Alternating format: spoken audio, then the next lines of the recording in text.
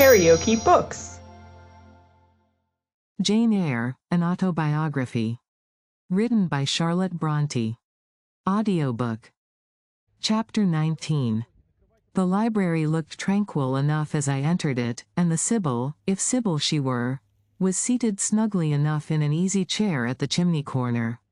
She had on a red cloak and a black bonnet, or rather, a broad-brimmed gypsy hat, tied down with a striped handkerchief under her chin. An extinguished candle stood on the table. She was bending over the fire, and seemed reading in a little black book, like a prayer book, by the light of the blaze. She muttered the words to herself, as most old women do, while she read. She did not desist immediately on my entrance. It appeared she wished to finish a paragraph. I stood on the rug and warmed my hands, which were rather cold with sitting at a distance from the drawing-room fire. I felt now as composed as ever I did in my life. There was nothing indeed in the gypsy's appearance to trouble one's calm. She shut her book and slowly looked up. Her hat brim partially shaded her face, yet I could see, as she raised it, that it was a strange one. It looked all brown and black. Elf locks bristled out from beneath a white band which passed under her chin, and came half over her cheeks, or rather jaws. Her eye confronted me at once, with a bold and direct gaze. "Well, and you want your fortune told?" she said, in a voice as decided as her glance, as harsh as her features. "I don't care about it, mother, you may please yourself. But I ought to warn you, I have no faith. It's like your impudence to say so. I expected it of you. I heard it in your step as you crossed the threshold." "Did you? You've a quick ear." "I have, and a quick eye and a quick brain. You need them all in your trade." "I do, especially when I've customers like you to deal with." "Why don't you tremble?" "I'm not cold." "Why don't you turn pale?" "I am not sick." "Why don't you consult my art?" "I'm not silly." The old crone nitchered, a laugh under her bonnet and bandage. She then drew out a short black pipe, and lighting it began to smoke. Having indulged a while in this sedative, she raised her bent body, took the pipe from her lips, and while gazing steadily at the fire, said very deliberately, "You are cold, you are sick, and you are silly." "Prove it," I rejoined. "I will, in few words. You are cold, because you are alone. No contact strikes the fire from you that is in you. You are sick, because the best of feelings, the highest and the sweetest given to man, keeps far away from you. You are silly, because, suffer as you may, you will not beckon it to approach, nor will you stir one step to meet it where it waits you." She again put her short black pipe to her lips, and renewed her smoking with vigor. "You might say all that to almost anyone who you knew lived as a solitary dependent in a great house. I might say it to almost anyone, but would it be true of almost anyone? In my circumstances. Yes, just so, in your circumstances, but find me another precisely placed as you are. It would be easy to find you thousands. You could scarcely find me one. If you knew it, you are peculiarly situated, very near happiness, yes, within reach of it. The materials are all prepared, there only wants a movement to combine them. Chance laid them somewhat apart, let them be once approached and bliss results. I don't understand enigmas. I never could guess a riddle in my life. If you wish me to speak more plainly, show me your palm. And I must cross it with silver, I suppose? To be sure. I gave her a shilling. She put it into an old stocking foot which she took out of her pocket, and having tied it round and returned it, she told me to hold out my hand. I did. She approached her face to the palm, and pored over it without touching it. "It is too fine," said she. "I can make nothing of such a hand as that, almost without lines. Besides, what is in a palm? Destiny is not written there." "I believe you," said I. "No," she continued, "it is in the face, on the forehead, about the eyes, in the lines of the mouth. Kneel, and lift up your head." "Ah. Now you are coming to reality," I said, as I obeyed her. "I shall begin to put some faith in you presently." I knelt within half a yard of her. She stirred the fire so that a ripple of light broke from the disturbed coal. The glare, however, as she sat, only threw her face into deeper shadow. Mine, it illumined. "I wonder with what feelings you came to me tonight," she said, when she had examined me a while. "I wonder what thoughts are busy in your heart during all the hours you sit in yonder room with the fine people flitting before you like shapes in a magic lantern. Just as little sympathetic communion passing between you and them as if they were really mere shadows of human forms, and not the actual substance. I feel tired often, sleepy sometimes, but seldom sad." "Then you have some secret hope to buoy you up and please you with whispers of the future?" "Not I. The utmost I hope is, to save money enough out of my earnings to set up a school some day in a little house rented by myself. A mean nutriment for the spirit to exist on, and sitting in that window seat, you see I know your habits. You have learned them from the servants. Ah. You think yourself sharp. Well, perhaps I have. To speak truth, I have an acquaintance with one of them, Mrs. Poole." I started to my feet when I heard the name. "You have you?" thought I. "There is diablerie in the business after all, then." "Don't be alarmed," continued the strange being, "she's a safe hand is Mrs. Poole. Close and quiet. Anyone may repose confidence in her. But, as I was saying, sitting in that window seat, do you think of nothing but your future school? Have you no present interest in any of the company who occupy the sofas and chairs before you?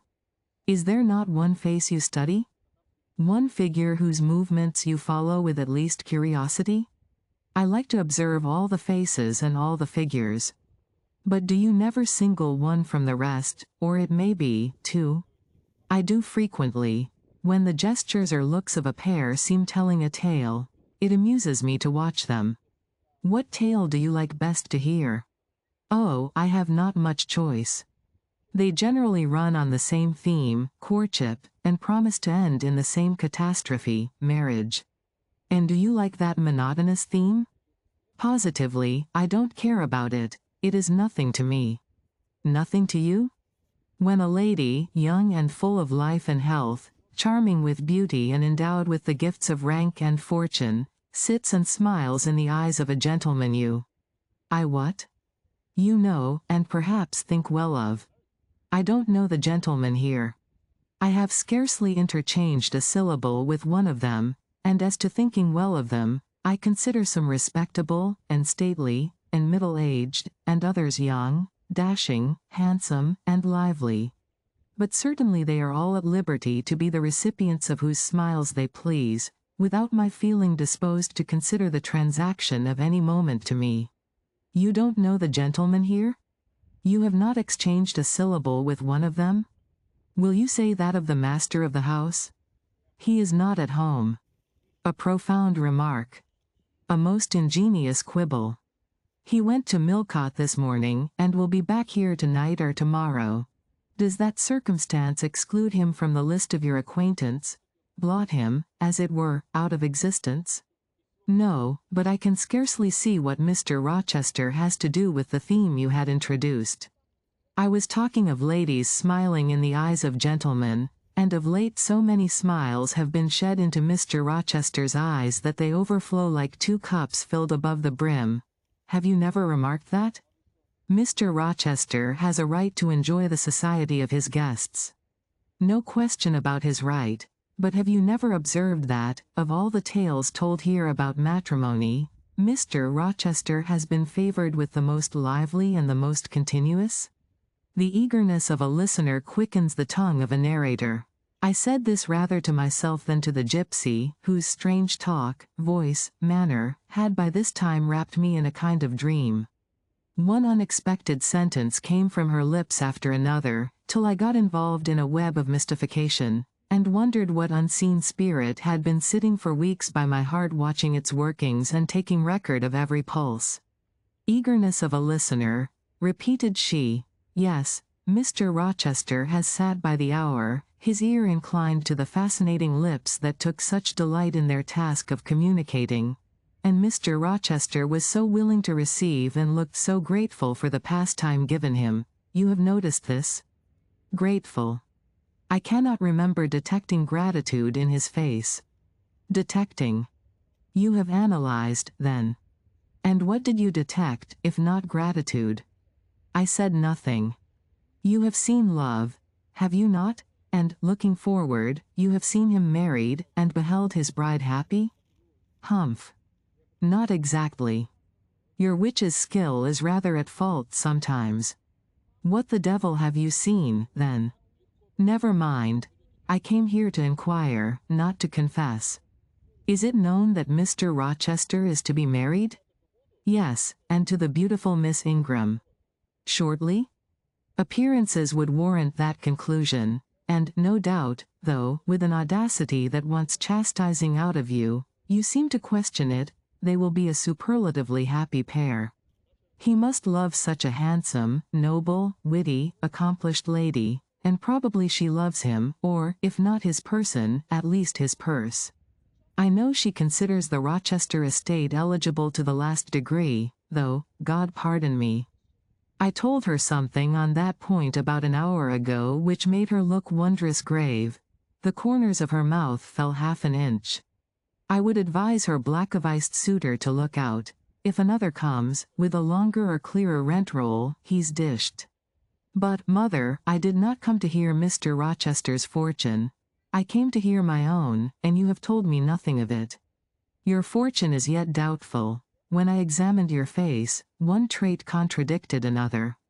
Chance has meted you a measure of happiness, that I know. I knew it before I came here this evening. She has laid it carefully on one side for you. I saw her do it. It depends on yourself to stretch out your hand and take it up, but whether you will do so is the problem I study. Kneel again on the rug. Don't keep me long, the fire scorches me. I knelt. She did not stoop towards me, but only gazed, leaning back in her chair. She began muttering. The flame flickers in the eye shines like dew, it looks soft and full of feeling, it smiles at my jargon. It is susceptible. Impression follows impression through its clear sphere. Where it ceases to smile, it is sad. An unconscious lassitude weighs on the lid.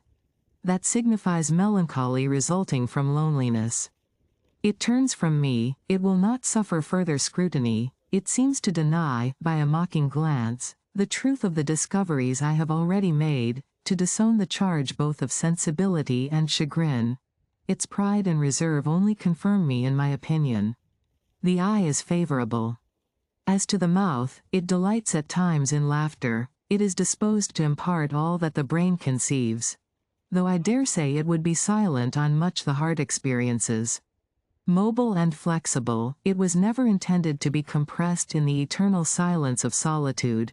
It is a mouth which should speak much and smile often, and have human affection for its interlocutor. That feature, too, is propitious. I see no enemy to a fortunate issue but in the brow, and that brow professes to say, I can live alone, if self-respect and circumstances require me so to do. I need not sell my soul to buy bliss. I have an inward treasure born with me, which can keep me alive if all extraneous delights should be withheld, or offered only at a price I cannot afford to give. The forehead declares, reason sits firm and holds the reins, and she will not let the feelings burst away and hurry her to wild chasms. The passions may rage furiously, like true heathens, as they are, and the desires may imagine all sorts of vain things. But judgment shall still have the last word in every argument, and the casting vote in every decision. Strong wind, earthquake shock, and fire may pass by, but I shall follow the guiding of that still small voice which interprets the dictates of conscience.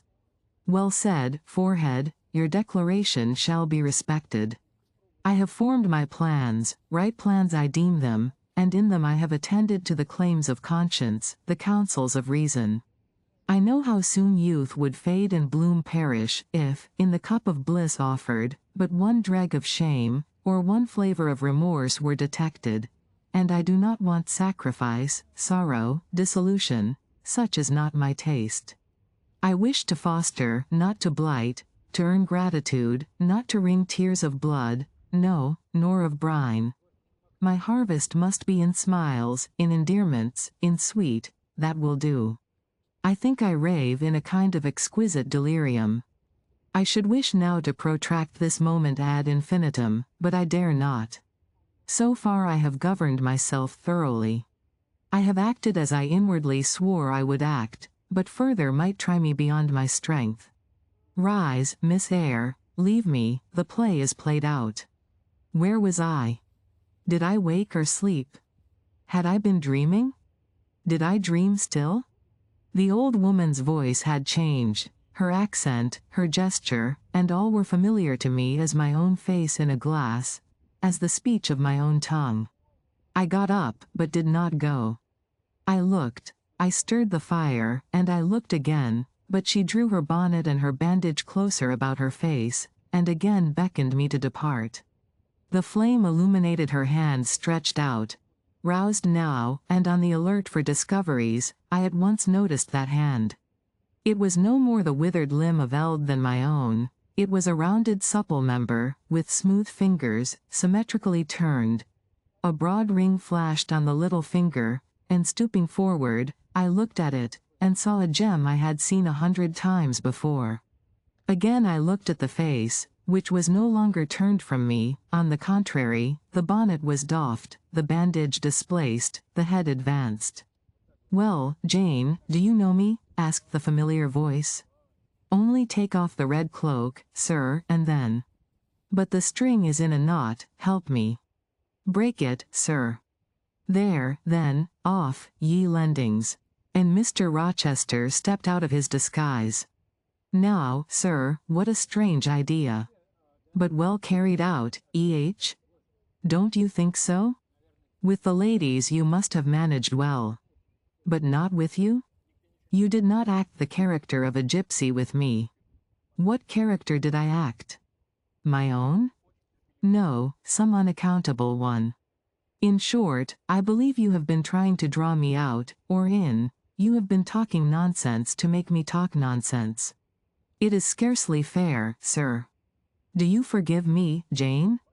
I cannot tell till I have thought it all over. If, on reflection, I find I have fallen into no great absurdity, I shall try to forgive you, but it was not right. Oh, you have been very correct, very careful, very sensible. I reflected, and thought, on the whole, I had. It was a comfort, but, indeed, I had been on my guard almost from the beginning of the interview. Something of masquerade I suspected. I knew gypsies and fortune-tellers did not express themselves as this seeming old woman had expressed herself, besides I had noted her feigned voice, her anxiety to conceal her features. But my mind had been running on Grace Poole, that living enigma, that mystery of mysteries, as I considered her. I had never thought of Mr. Rochester. "Well," said he, "what are you musing about? What does that grave smile signify?" "Wonder and self-congratulation, sir. I have your permission to retire now, I suppose?"